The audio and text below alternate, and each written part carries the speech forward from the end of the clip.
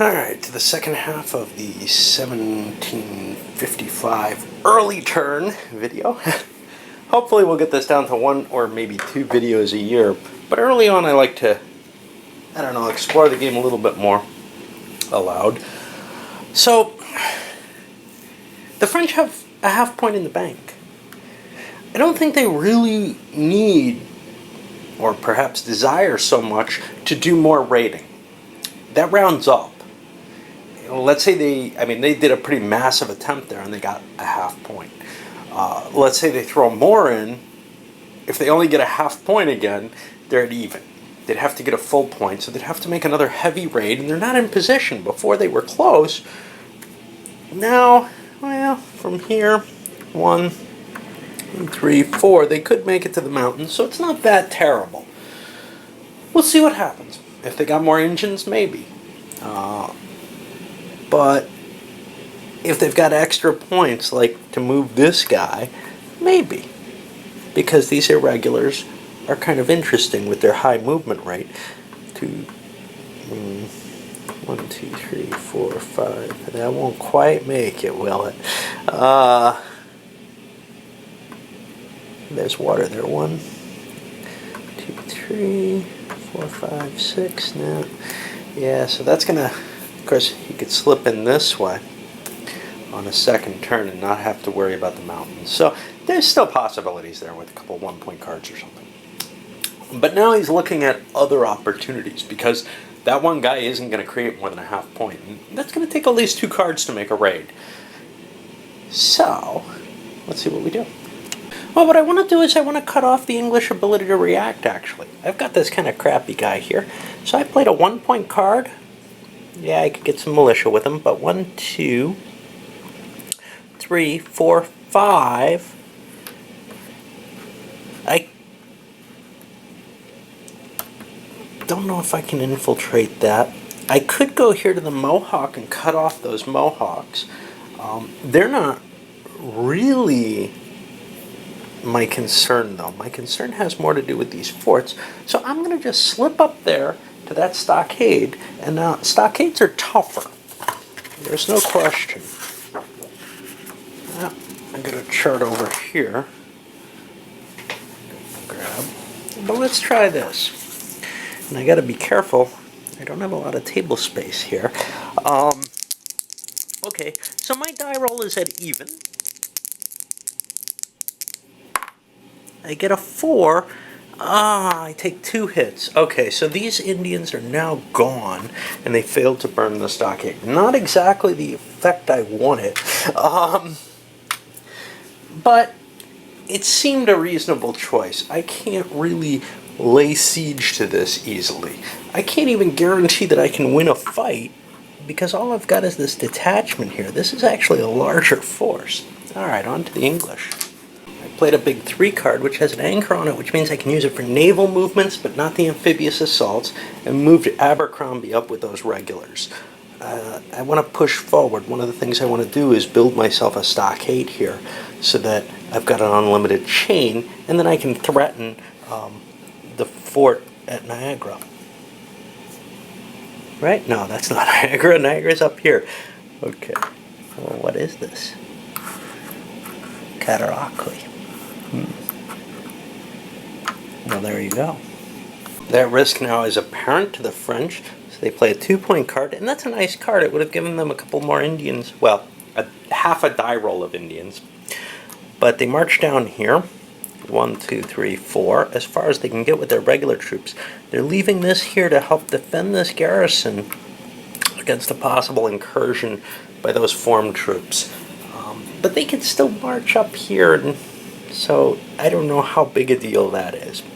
And now they're burning this stockade, and I've marked the victory point already. That stockade's gone. That makes it 1 step harder for the English to push forward. Okay, so that's cheating. The French actually captured that stockade. They can't destroy it. Now, they have a victory point. Now, I know somewhere in these rules, I had to look that one up quickly, but somewhere in these rules it does tell you how you can and when you can destroy your own stockades. I think it costs a victory point. So they would get nothing out of it, but they would make it more difficult for the British to get up into, remember if that's lower or upper Canada, or maybe not at all. No, that's, yeah, I don't remember. Anyway, having trouble finding this one. There's just so many little things, and it's really, really tough to discover where things are. Anyway, I'll come back once I figure that out. Probably take me about 15 minutes to read through the entire rules again and figure out where that was, because you do have to skim through just about every sentence to find something. My lie. Okay. So a player may demolish any of his own unbesieged at any time during his own action phase. Now, is this his action phase? I don't know. Can the Brits charge up there? They're at big risk if they do. They're at risk if they lose the battle. Is that possible, though? I mean, they've got so many numbers. I don't know. Anyway, I'm not sure when your action phase ends, but at any time during your own, you can demolish any of your own unbesieged forts or stockades. Stockades and forts under construction don't cost you anything. I think it would make sense that you could just burn it. So that's what I'm going to indeed do. It doesn't mean the Brits aren't going to go there anyway, but their bonus to doing so is reduced. Okay, now I'm thinking about moving the British, and I realize, okay, well, I'm not going to move Abercrombie, but could I make Johnson the commander, and could he command Shirley? Well, that's not clear. Who's subordinate to who isn't completely defined, although there is a hint that it may be the amount of troops that you can activate, in which case the answer would be no. And then there's a further question, but I think this one's pretty clear. Can Johnson take the Mohawks with him if he's the subordinate commander? I think the answer is yes. They don't count against him. He's the only person who can command those, so along with the Iroquois for the English. So it kind of leads to a couple of problems, but one of the issues is I would at least like to build a stockade here so that I can drive further north. Now, are there other options? Yeah, I could conceivably build one here and head in this direction. Not really clear which way's the more valuable, but leaving these French, minor as they are, with an ability to come down seems a little risky. Well, the English had a big card to play, and they moved to Abercrombie and everything, and I've got them all on the off-board now because it's getting kind of crowded in one little space like that. It's one thing in these bigger boxes forward to build a fort. And they left the French with a lot of interesting questions, but they pushed forward and burnt another stockade. Bang! Back on the British. The English built a stockade at Mohawk, planning to move forward. The French spent a big card to come heading down through the lakes, heading for this fort, or maybe this one. This one they can actually take. They can besiege it because there's a waterway going up to their supply source. So they're in good shape there. They don't need the same line of fortresses and stockades and the like. Fortifications is the key word, to lay siege to it. That's kind of an interesting situation. There's no way across from Albany or Schenectady, so they can't get caught that way. That's kind of weird to me. Are these mountains in between? Well, if so, I don't know. I really don't like that aspect of point-to-point movement systems. That may be trying to express something in a gamey type way, but it never makes me comfortable. I'd rather they just draw them the way I'd want it. Now, of course, Albany, yeah, I don't know. I really don't know. You do have the connection here, though, so I guess, but then there's no connection here. I just don't know what it's representing. It's very difficult for me. Without a mountain or something there on the board, it feels wrong. Well, the English played calling out the militia and gave themselves another southern militia. That's going to give them more defenses in the south. And this is kind of the soft underbelly, so even though there aren't a lot of French out there, it seems like a good idea. And the French came down and laid siege to Hudson Carry South. Alright, we'll see if the English, they can reach. If they have a big enough card, they might launch a battle. And the English were holding a card they didn't really want to play. They can't move Abercrombie with a 2-point card, but they can move Shirley, and he can take up to 9 units. 1, 2, 3, 4, 5, 6, 7, 8, 9. That would be everyone. Well, the Mohawks don't count.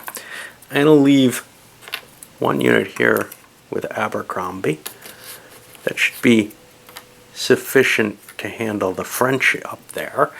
And then the rest of this goes to Shirley, if I can find his space. Okay, he's down here. And he's got a movement allowance of 4. So you can come down 1, 2, 3. Now, Rigaud has 6 strength points.